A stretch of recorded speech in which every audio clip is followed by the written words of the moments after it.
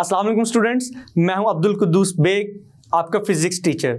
Students, आज हम chapter number 1 के एक्सरसाइज के क्वेश्चंस को स्टार्ट करेंगे और आज हम क्वेश्चन नंबर 1.1, 1.2 और 1.3 को डिस्कस करेंगे। तो स्टार्ट करते हैं आज के लेक्चर को, चलते हैं व्हाइट बोर्ड की तरफ। स्टूडेंट्स, आज हम स्टार्ट करने जा रहे हैं चैप्टर नंबर 1 के एक्सरसाइज के शॉर्ट क्वेश्चंस को। तो स्टार्ट करते हैं क्वेश्चन नंबर 1 से। स्टूडेंट्स, आप क्वेश्चन नंबर 1 की स्टेटमेंट को देख सकते हैं।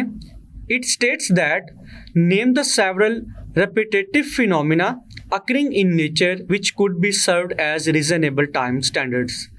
स्टूडेंट्स, क्वेश्चन को आंसर करने से पहले स्टेटमेंट को बहुत अच्छे से रीड करना और उसको एनालाइज करना और क्लू वर्ड्स को समझना बहुत ज़रूरी है, ताकि हमें ये मालूम हो सके कि क्वेश्चन हमसे क्या डिमांड कर रहा है। तो स्टूडेंट्स, इस क्वेश्चन को अगेन रीड करते हैं, लेकिन अब की बार हम इम्पोर्टेंट और क्लू वर्ड्स को अंडरलाइन और हाईलाइट करेंगे। Name the several repetitive phenomena occurring in nature which could be served as reasonable time standards. Students, question में ये बात लिखी गई है कि हमने कुछ ऐसे फिनोमिना और प्रोसेसेस के नाम बताने हैं जो कि नेचर में वकूफ़ पज़ीर या अकर होते हैं और जिनको हम रीज़नेबल टाइम स्टैंडर्ड यानी कि टाइम की वैल्यू मेजर करने के लिए इस्तेमाल कर सकते हैं। तो स्टूडेंट्स, उन प्रोसेसेस और फिनोमिनास को बताने से पहले हम एक डेफिनेशन लिखेंगे कि किन किन फिनोमिनास और प्रोसेसेस को हम टाइम स्टैंडर्ड के तौर पर इस्तेमाल कर सकते हैं। तो स्टूडेंट्स देखिएगा, any natural phenomena that repeats itself after exactly same time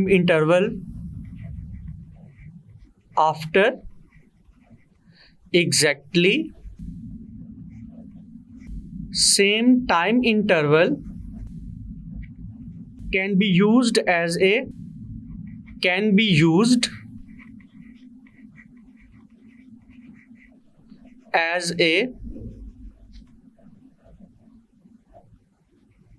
reasonable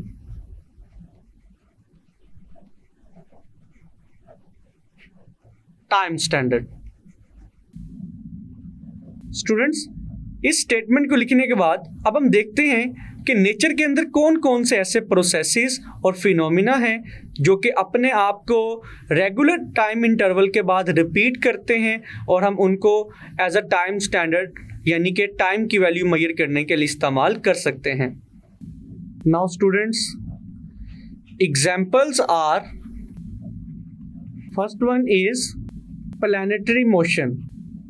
students, अगर हम प्लैनेटरी मोशन की बात करें जिसमें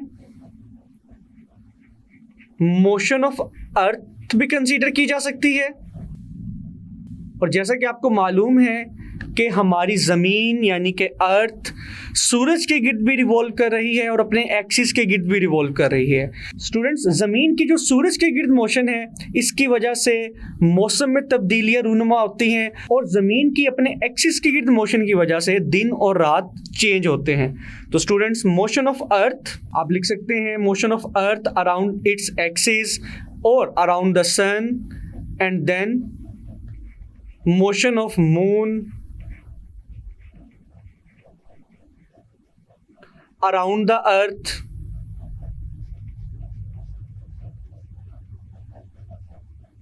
and motion of sun around the galaxy. Students, planetary motion के बाद अगर हम सेकेंड एग्जाम्पल को कंसीडर करें, that is radio active decay of radio active elements. Students, जैसा कि आपको मालूम है कि रेडियो एक्टिव एलिमेंट्स की एक स्पेसिफिक हाफ लाइफ होती है, जिस टाइम के दौरान उनके एटम्स की जो अमाउंट है, जो क्वांटिटी है, वो इनिशियल अमाउंट से हाफ रह जाती है। तो रेडियो एक्टिव एलिमेंट्स की हाफ लाइफ को भी हम एज अ टाइम स्टैंडर्ड के तौर पर इस्तेमाल कर सकते हैं। The next example is motion of atoms in a crystal such as in quartz crystal. Students, quartz का वर्ड आपने क्लॉक्स के ऊपर, वॉल क्लॉक्स के ऊपर देखा होगा, बिकॉज वॉल क्लॉक्स के अंदर हम क्वार्ट्ज क्रिस्टल यूज करते हैं जो कि as a reasonable time standard के तौर पर इस्तेमाल किया जाता है। नाउ स्टूडेंट्स, अगर लास्ट एग्जाम्पल की बात की जाए, the change of shadow of an object under the sun. Students, जैसा कि आपने नोट किया होगा, मॉर्निंग, इवनिंग, आफ्टरनून में सन की पोजीशन चेंज होने से हमारे शेडो का साइज भी चेंज हो जाता है और उसकी पोजीशन भी चेंज हो जाती है। तो चेंज ऑफ शेडो को भी हम as a reasonable time standard के तौर पर इस्तेमाल कर सकते हैं।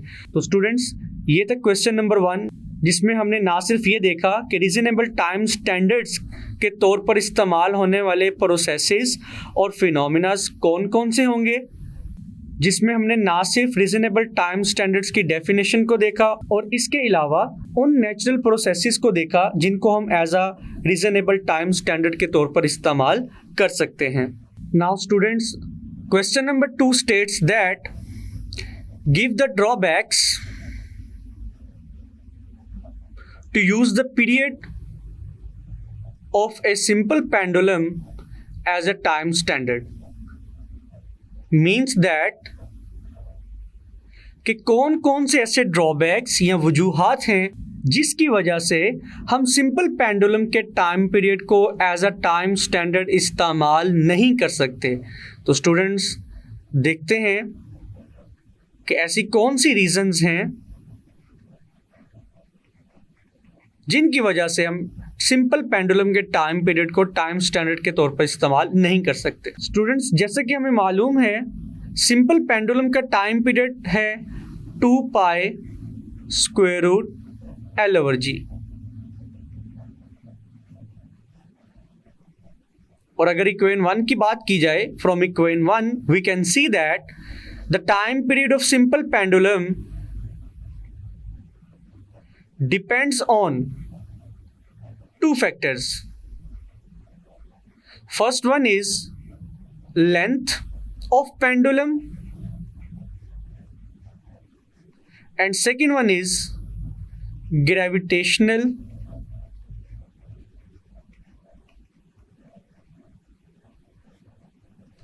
acceleration.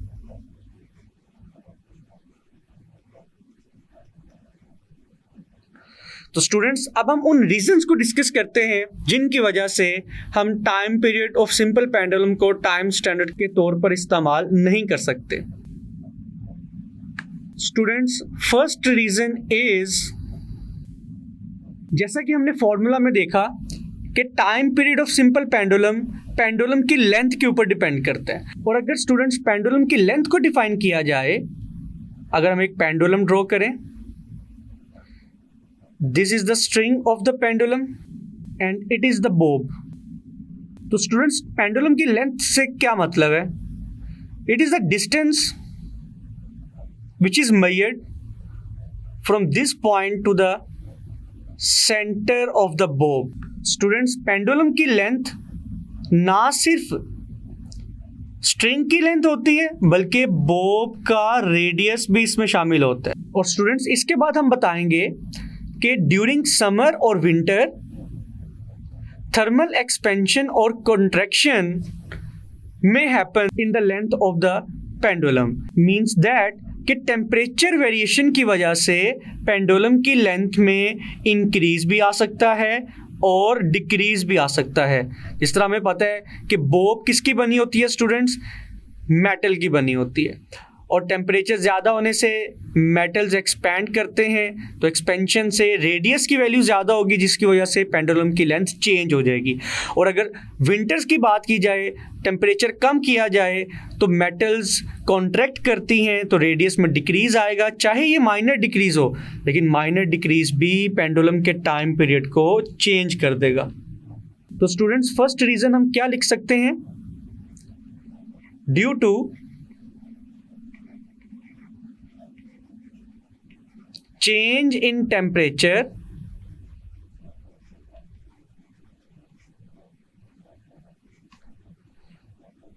length of pendulum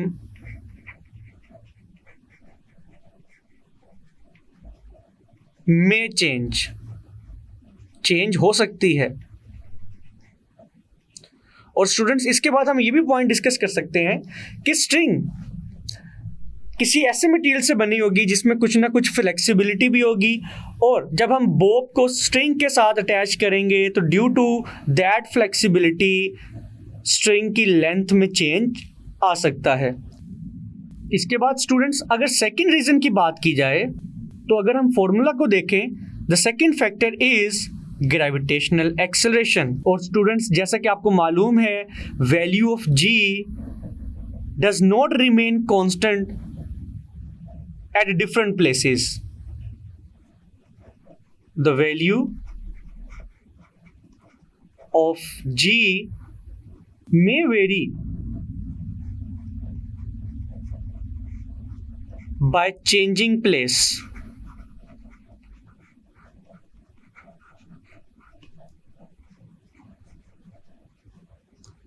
for example students अगर हम हाइट पे जाते हैं, फॉर एग्जाम्पल माउंट एवरेस्ट पे जाते हैं, K2 पे जाते हैं, तो हाइट की वैल्यू ज़्यादा होने की वजह से G की वैल्यू डिक्रीज होती है। तो स्टूडेंट्स आप देख सकते हैं the second reason is the value of G may vary by changing place. For example students सबसे पहले हम पेंडुलम का टाइम पीरियड लाहौर में मेजर करते हैं, देन उसी पेंडुलम को हम माउंट एवरेस्ट या फिर K2 पे ले जाते हैं, तो हाइट की वैल्यू चेंज होने से G की वैल्यू चेंज होती है, और जिसकी वजह से आपका टाइम पीरियड क्या हो जाएगा, चेंज हो जाएगा। स्टूडेंट्स अगर थर्ड रीजन की बात की जाए हम इसको भी शामिल कर सकते हैं। The third point is the air resistance. For example students हम एक ऐसी जगह पर पेंडुलम का टाइम पीरियड मेजर कर रहे हैं जहाँ पर बिल्कुल भी एयर नहीं है या फिर हवा नहीं चल रही, तो वहाँ पर पेंडुलम का टाइम पीरियड कुछ और होगा। या विंड की स्पीड इंक्रीज होती है तो पेंडुलम का टाइम पीरियड अफेक्ट हो जाएगा, टाइम पीरियड की वैल्यू चेंज आएगी। तो students these are the main reasons due to which we can not use the period of a simple pendulum as a time standard. Now students, the next question is question number 3, and it states that why do we find it useful to have two units for the amount of substance, the kilogram and the mole? Means that कि amount of substance के लिए हम दो units का इस्तेमाल करते हैं। First one is kilogram and the second one is mole. Why, ऐसा क्यों है? तो स्टूडेंट स्टार्ट करते हैं इस क्वेश्चन के आंसर को।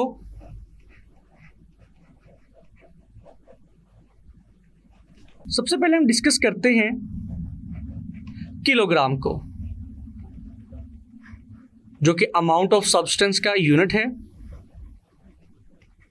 तो स्टूडेंट्स देखते हैं कि किलोग्राम हम कब और क्यों यूज करते हैं।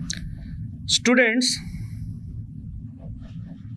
it is useful to use kilogram, kg as a unit of amount of substance whenever we want to consider a specific amount of substance, a specific amount of mass, but without considering the number of microscopic atoms or molecules present in it.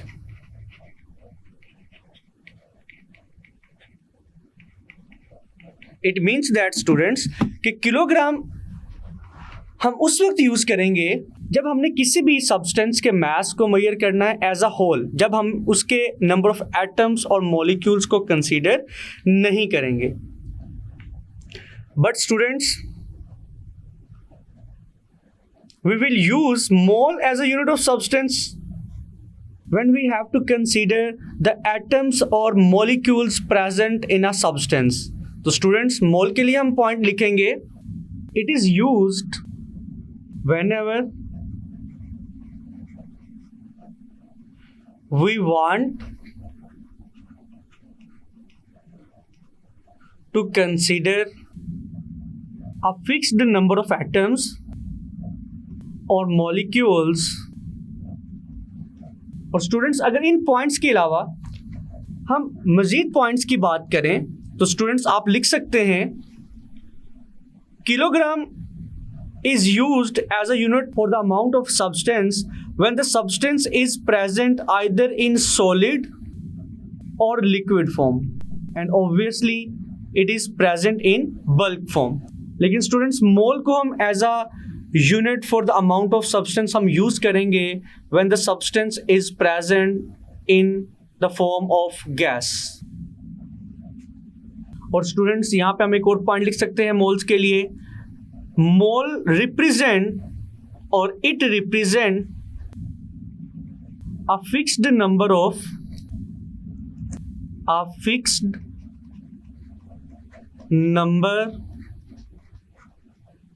of atoms or molecules in any substance.